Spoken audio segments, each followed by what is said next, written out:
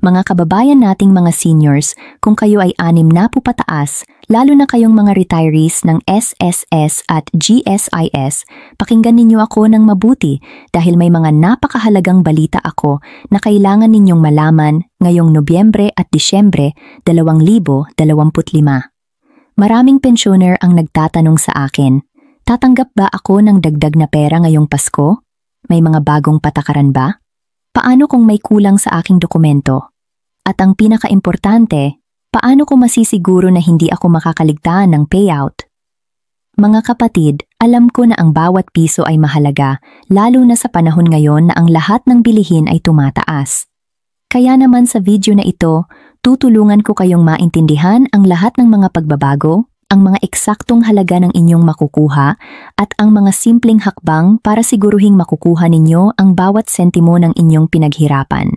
Hindi ko kayo bibigyan ng mga technical na salita o komplikadong proseso. Magsasalita ako sa inyo parang magkakapitbahay lang tayong nag-uusap sa tabi ng mesa, tulad ng pag-uusap natin tungkol sa mga importante bagay na dapat nating alamin. Kaya magstay kayo hanggang dulo dahil may mga tips ako na makakatulong sa inyo na hindi lang makuha ang tamang bayad, kundi pati na rin kung paano ninyo pwedeng ma-maximize ang inyong retirement income. Huwag ninyong palampasin ito. Magsisimula tayo sa pinakamahalaga, ang ika-13 buwang pensyon na darating sa unang linggo ng Disyembre 2025. Para sa mga hindi pa nakakaalam, ang ika-13 buwan pensyon ay automatic na ibinibigay sa lahat ng qualified pensioners ng SSS at GSIS tuwing December. Ang maganda dito, hindi kayo kailangang mag-apply o pumila sa tanggapan, automatic na ito, basta't aktibo ang inyong pension account. Ngayon, magkano ba talaga ang makukuha ninyo? Ang ika-13 buwang pensyon ninyo ay exactly katumbas ng inyong regular monthly pension. Halimbawa, kung ang regular pension ninyo ay 5,000 piso bawat buwan, ang ika-13 buwan ninyo ay 5,000 piso din. Kung 10,000 piso ang monthly pension ninyo, 10,000 piso din ang 13th month ninyo. Walang komplikadong formula. Simple lang, isang buwang halaga ng inyong regular na kita. At para sa mga survivor pensioners, kayo rin ay kasama dito. Kung kayo ay tumatanggap ng survivor's pension dahil sa namatay na asawa o magulang, makakakuha rin kayo ng 13th month pension na katumbas ng inyong monthly benefit. Kailan ba talaga darating ang perang ito? Based sa official announcements, ang SSS at GSIS ay maglalabas ng 13th month pension sa unang linggo ng Disyembre 2025. Sa nakaraang mga taon, may mga pensioners na nakatanggap na ng kanilang ika-13 buwang sweldo kahit pa sa huling linggo ng Nobyembre, pero ang opisyal na target ay unang linggo ng Disyembre. Para sa SSS pensioners, ang pera ay direktang ide-deposit sa inyong registered bank account o sa inyong UMID card kung doon ninyo nire-receive ang pension. Para naman sa GSIS pensioners, ang payment ay dadaan sa inyong eCard Plus o UMID card. Ang importante, siguruhing updated ang inyong bank information at aktibo ang inyong card para walang problema sa pag-receive ng pera. At isa pang importanteng bagay na dapat ninyong malaman, ang 13th month pension ay tax-free. Wala kayong babayarang buwis dito. Lahat ng pension benefits sa Pilipinas kasama na ang 13th month ay exempt sa income tax ayon sa batas. Kaya ang buong halaga na naka-indicate sa inyong account, iyon din talaga ang makukuha ninyo, walang kaltas. Ngayon, pag-usapan naman natin ang malaking pagbabago na nagsimula nitong Setyembre 2025, ang Historic Pension Reform Program ng SSS. Ito ang unang beses sa 68 taon na kasaysayan ng SSS na magkakaroon ng structured 3 taong pension increase. Hindi ito basta one-time increase lang, 3 taon kayong makakakuha ng taas ng pensyon tuwing Setyembre mula 2025 hanggang 2027. Ang pension reform na ito ay nag-benefit sa mahigit 3.8 milyon na pensioners sa buong bansa at ini-inject nito ang estimated 72.8 bilyon na piso sa ekonomiya over the next 3 years. Para sa retirement at disability pensioners, ang increase ay 10% bawat taon. Halimbawa, kung ang average pension ninyo ngayon ay around 4,923 piso, Pagdating ng 2027 after 3 years of increases, ang pensyon ninyo ay tataas na sa around 6,548 piso. Yan ay dagdag na 1,625 piso o 33% pagtaas sa kabuuan. Imagine ninyo yan, sa loob lang ng 3 taon, halos 1/4 ang tataas ng inyong monthly income. Para naman sa survivor pensioners, ang increase ay 5% kada taon. Kahit mas mababa ito kumpara sa retirement pensioners, malaking tulong pa rin ito lalo na sa mga pamilyang umaasa sa survivor's pension. Ang magandang balita pa dito, walang increase sa contribution sa loob ng 3 taon na ito. Ang SSS ay nag-declare ng moratorium sa contribution increases, which means ang increase na ito sa pension ay hindi nangangailangan ng dagdag na bayad mula sa mga active members. Ang fund ng SSS ay stable at sustainable dahil sa mga contribution reforms na ginawa na noong 2019 hanggang 2025 at ang improved collection efforts nila. Kaya't mga retirees, maaasahan ninyo na tuloy-tuloy ang pagdating ng dagdag na ito sa inyong pensyon. Ngunit tandaan, para makuha ninyo ang increase na ito, kailangan aktibo ang inyong pension account. Kung may problema sa inyong payments o may suspension dahil sa hindi pag-submit ng requirements, kailangan ninyong ayusin ito immediately. Punta kayo sa pinakamalapit na SSS branch o i-check ninyo ang inyong account online through the My SSS portal para sigurado. Para naman sa ating mga GSIS pensioners, meron ding important updates na dapat ninyong malaman. Una, ang minimum pension ng GSIS ay tumaas na mula 3,000 piso to 5,000 piso. Kung dati ay 3,000 lang ang minimum na natatanggap ninyo, ngayon ay 5,000 na. Ito ay malaking tulong para sa mga pensioners na may maliit na pensyon dahil sa maikling years of service. Pangalawa, may importanteng pagbabago para sa survivorship pensioners. Noon, may cap o hangganan sa survivorship pension, nakalimit ito sa 50% ng salary ng isang undersecretary. Pero ngayong 2025, inalis na ng GSIS board ang cap na ito. Ibig sabihin, ang mga survivorship pensioners ay makakatanggap na ng full pension equivalent to 50% ng pensyon ng namatay na member o pensioner without any limit.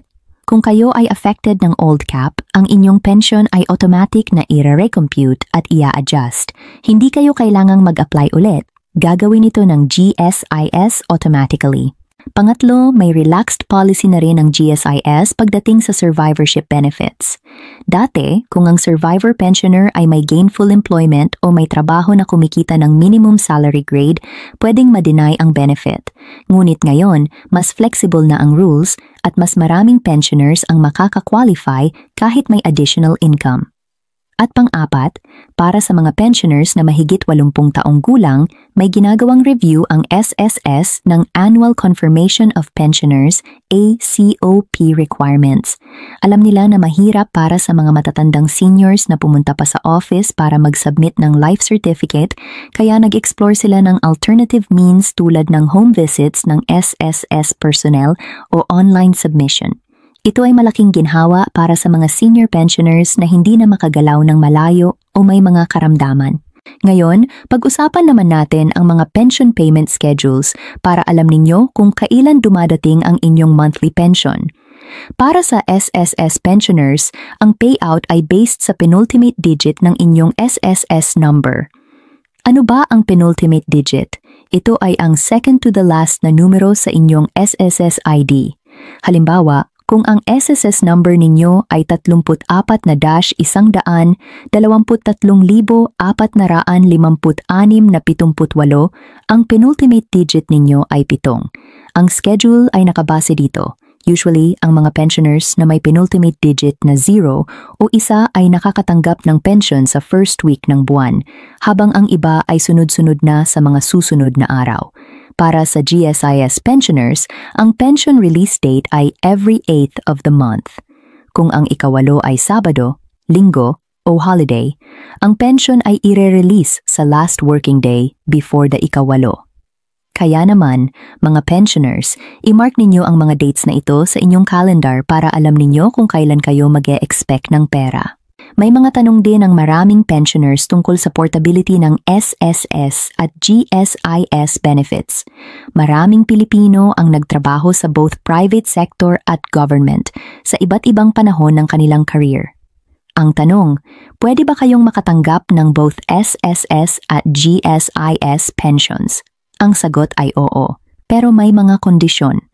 Una, dapat magkahiwalay ang periods of contribution ninyo sa dalawang systems. Hindi pwedeng overlapping. Ibig sabihin, hindi pwedeng pareho kayong nag-contribute sa SSS at GSIS sa same time period. Pangalawa, dapat na-meet ninyo ang minimum requirements ng both systems. For SSS, kailangan ng at least 120 months or 10 years of contributions. At for GSIS, kailangan ng at least 15 taon ng government service. Pangatlo, ang pinaka-importante, hindi ninyo dapat nire-refund ang inyong SSS contributions nung lumipat kayo sa government. Maraming tao ang nag-refund ng SSS contributions nila noong na-hire sila sa government at dahil doon, nawala na ang kanilang right sa SSS pension. Kung hindi kayo nag-refund at magkahiwalay ang periods ninyo, pwede kayong makatanggap ng 2 separate pensions, one from SSS based on your private sector contributions and one from GSIS based on your government service. Pero kung hindi kayo qualify sa isa o dalawa dahil sa kulang ang years of service, may portability law na tumutulong. Under the portability law, pwede kayong mag-combine ng service periods through totalization. Halimbawa, 8 taon kayo nag-private sector at 10 taon sa government. Sa individual basis, hindi kayo qualify sa either pension, but through totalization, pwede kayong mag-combine ng 18 taon to qualify for benefits. Sa case na ito, each system ay magbabayad ng proportionate share nila based on your years of contribution. Ngayon, may mga important reminders din ako para sa inyo para maiwasan ang mga common problems na nangyayari sa pensioners. Una, laging i-update ang inyong personal information, cellphone number, email address, mailing address, at bank account details. Maraming pensioners ang hindi nakakatanggap ng pera or late nakakatanggap dahil outdated ang information nila sa SSS or GSIS records. Kung nag-change kayo ng bank account, immediately i-file ninyo ang Change of Disbursement Account Enrollment or DAM sa nearest SSS or GSIS office.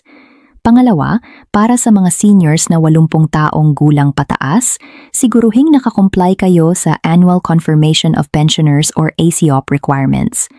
Dati, required ang personal appearance, pero ngayon, nagpartner na ang GSIS with National Statistics Office to determine status of members, kaya hindi na laging required ang personal appearance. Pero kung kailangan, may home visits naman na available para sa mga hindi makakalabas. Pangatlo, bantayan ang mga deadlines. May mga pensioners na required mag-submit ng updated documents before certain dates. Halimbawa, Mayo 31, 2025 ay deadline for certain document updates. Kung lampasan ninyo ang deadline, pwedeng masuspend ang inyong pension payments temporarily hanggang makomply kayo. Gusto ko ring pag-usapan ang mga possible reductions o clawbacks na dapat ninyong malaman. May mga cases kung saan ang pensioners ay nangungutang sa SSS or GSIS, salary loans, policy loans, e-card loans, consolidated loans. Kapag nag-claim kayo ng lump sum retirement benefit, automatic nakakaltas ang GSIS ng mga outstanding loan balances ninyo. Ito ay standard procedure para siguruhing nabayaran ang mga loans bago ma-release ang full retirement benefit. Kaya kung may loans kayo, huwag kang magulat kung mas mababa ang makukuha ninyo sa expected amount. I-check ninyo ahead of time ang total outstanding balance ninyo para alam ninyo ang magiging net amount. Pangalawa, may penalties din kung may delayed remittances ang previous employer ninyo or kung may arrears sa premium payments. Minsan, ang employer ang may kasalanan, hindi nag-remit on time ng contributions, pero ang effect ay sa pensioner na pupunta. Kaya importante na i-check ninyo ahead of retirement kung up-to-date ang contributions na nakapost sa inyong account.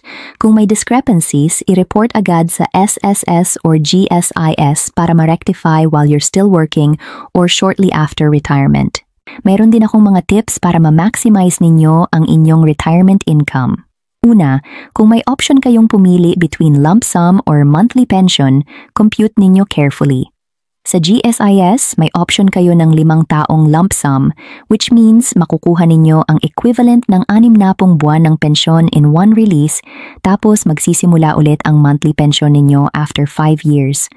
Maganda ito kung may immediate need kayo ng malaking halaga. For example, may business na gusto ninyong simulan, may major home repair, o may medical emergency. Pero kung stable naman ang needs ninyo at gusto ninyo ng guaranteed monthly income, better ang monthly pension. Remember, ang pension ay lifetime benefit. Tuloy-tuloy ito hanggang sa maging 100 taong gulang kayo o higit pa. Pangalawa, i-maximize ninyo ang loans before retirement kung kailangan. Ang SSS ay nag-lower na ng interest rate ng salary loans and calamity loans from 10% to 7%. Kung may emergency needs kayo or may gustong i-invest, pwede kayong kumuha ng loan while you're still a member. Mas mababa ang interest compared sa private lenders. Pangatlo, para sa mga may asawa, i-ensure na may designated beneficiary kayo. Kung mangyari ang hindi inaasahan, ang survivor's pension ay automatic na mapupunta sa legal spouse or dependent children. Pero kung single kayo or walang dependents, pwede kayong mag-designate ng beneficiary before age 50 under proposed amendments sa GSIS Act. At lastly, para sa mga mayroon pang time bago mag-retire, i-maximize ninyo ang contributions ninyo. Sa SSS, ang pension computation ay based sa total amount at duration of contributions. Mas maraming months na nag-contribute kayo with higher amounts, mas mataas ang magiging pension ninyo. Kaya kung voluntary member kayo or self-employed, try to contribute the maximum amount na kaya ninyo. Kung employed naman kayo, ensure na ang employer ninyo ay nagre-remit on time at with correct amounts.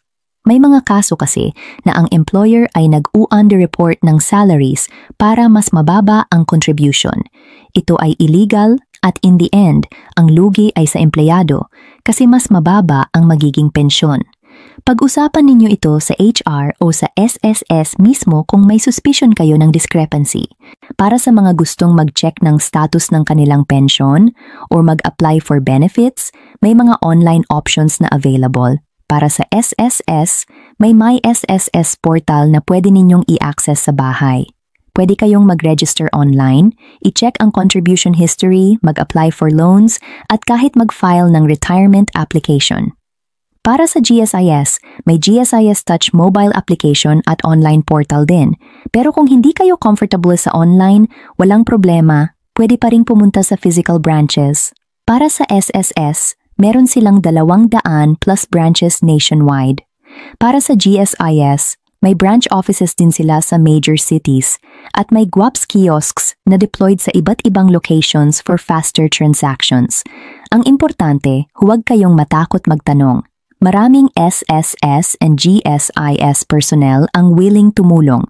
Magdala lang kayo ng valid IDs at relevant documents para mabilis ang transaction. Bago tayo magtapos, gusto kong i-remind ang lahat, huwag kayong magpapaniwala sa mga scammers o fake news.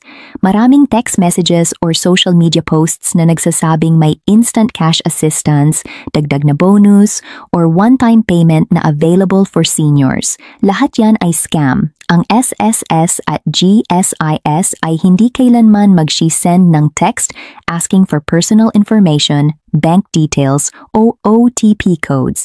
Lahat ng legitimate announcements ay posted sa official websites lang, ss.gov.ph para sa SSS at gsis.gov.ph para sa GSIS.